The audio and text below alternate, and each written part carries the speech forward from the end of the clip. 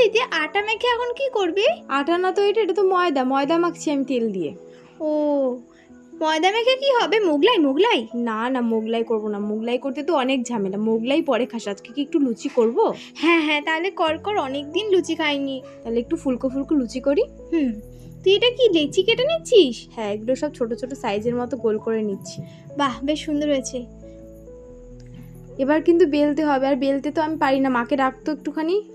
ওমা, এই তো মা বেলে দিয়েছে সব কটা। কি সুন্দর। এক কড়াই তেলে ভাজবি? হ্যাঁ, এক কড়াই তেলে না ভাজলে কি ফুলকো ফুলকো হবে? ও, এই ফুলছে লুচিটা। এইটা আমাকে দিবি প্লিজ না প্লিজ। না, একদম না। আগে হোক সব কটা, তারপর একসাথে বসে খাবো। এই লুচিটা কি শুধু শুধু খাবো নাকি? বাড়িতে একটু আলুর দম আছে দুপুরে, ওটা দিয়েই খাস। আর কিছু এখন করতে পারবো না, এতগুলো করেছি, আবার আর কত কিছু করব। আর মিষ্টি হবে না? হ্যাঁ, একটা মিষ্টি তোর জন্য আছে। ও, থ্যাংক ইউ, টাটা।